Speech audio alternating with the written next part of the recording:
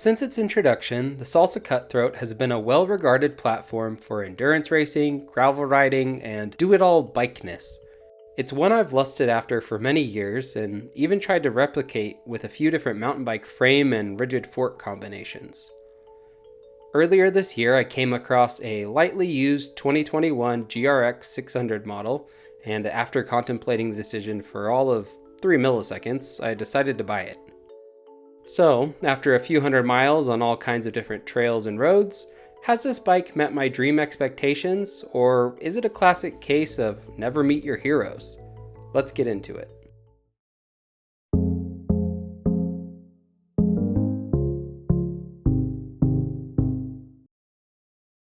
According to Salsa, the Cutthroat is one of the best bikepacking bikes for long rides through a variety of conditions and surfaces. It was designed for and fittingly introduced at the 2015 Tour Divide, a 2,700-ish mile mountain bike race from Canada to the Mexican border. Since that initial introduction, it's been one of the most common bike choices among Tour Divide riders each year. Now, if you've watched my channel before, you've probably noticed I'm not exactly huge into the bikepacking scene. I'm at a time of life right now where it's just not feasible or something I even have a huge desire to do. At the same time, I'm also no stranger to long rides where comfort, speed, and capability really matter.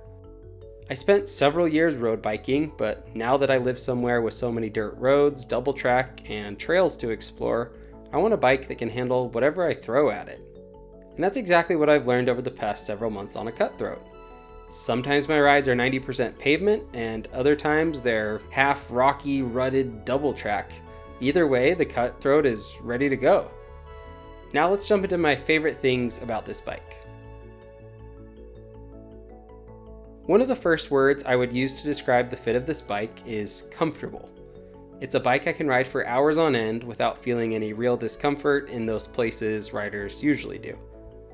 The Cutthroat is a drop bar mountain bike, so it has a relatively upright riding position, and with a 69-degree head tube angle and a fairly long chainstay, it has a really stable ride. Compared to your typical gravel bike, it's got a pretty strange geometry, but that's kind of the point of this bike. It's meant for more than just gravel roads and races that take less than 24 hours.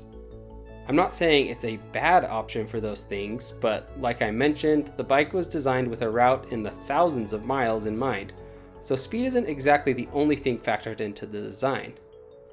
The slackish front end also makes the bike way more confident on steep descents, and that's something I've always struggled with on traditional drop bar bikes.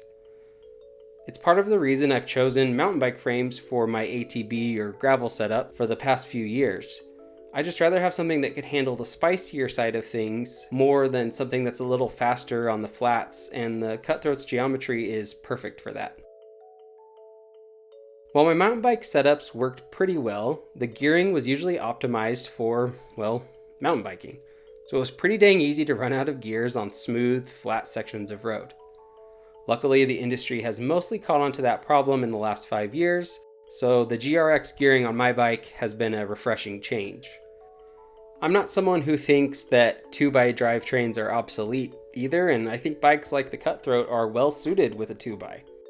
I rarely top out in gears, and when I do, it's usually on descents where I don't really need to keep pedaling anyway.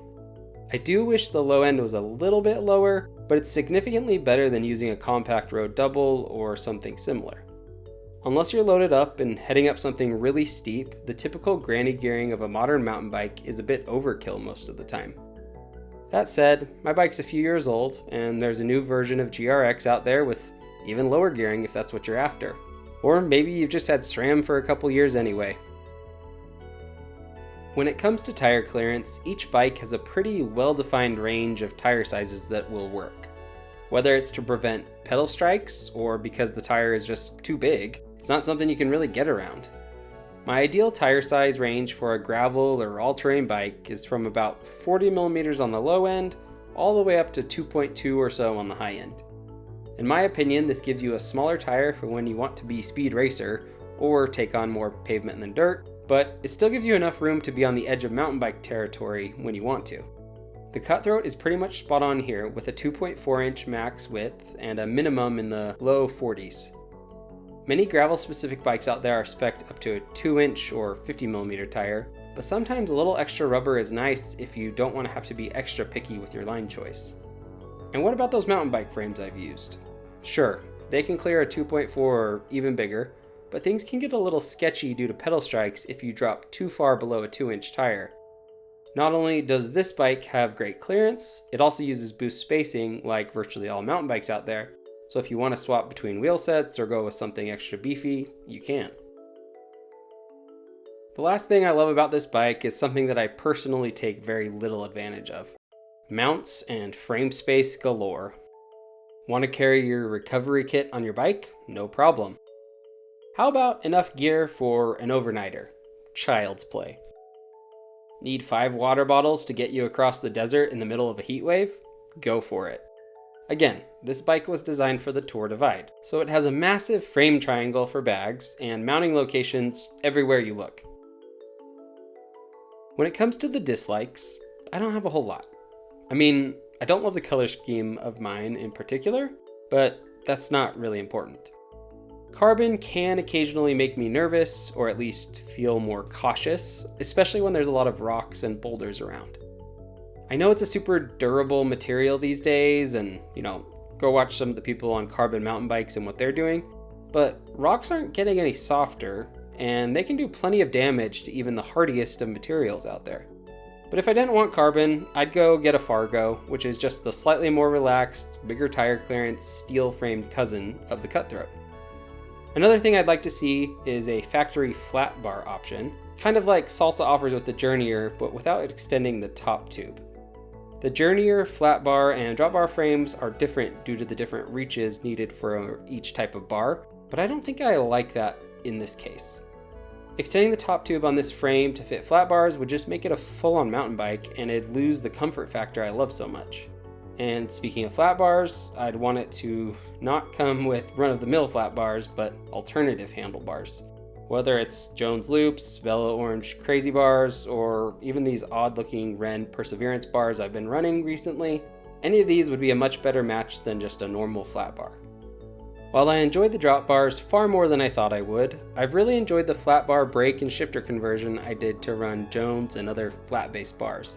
It makes the riding position even more comfortable, and it's hard to beat the control you feel in technical situations. I might be in the minority here, but even if they don't make flat bars as an option from the factory, the conversion wasn't all that expensive or difficult to do. So, has the Cutthroat met my expectations? You better believe it. It's comfortable, it's capable, and it fills that weird gap between racy gravel bikes and all-out mountain bikes that I've been looking to cover for so long. I'm someone that typically keeps a bike for a year or less and then moves on to something different. The only exception to that rule so far has been the RSD Mayor, which I built 2.5 years ago and continue to love riding all year long. Now I know it hasn't been that long, but I'm pretty sure the Cutthroat is going to be number 2 on that list of trend breakers. If you enjoy this and want to support the channel, be sure to check out the stickers I have for sale below, or even try sending a super thanks. Also be sure to leave a comment and let me know what you think of this bike or what your experience has been with it. Thanks for watching, and I'll see you next time.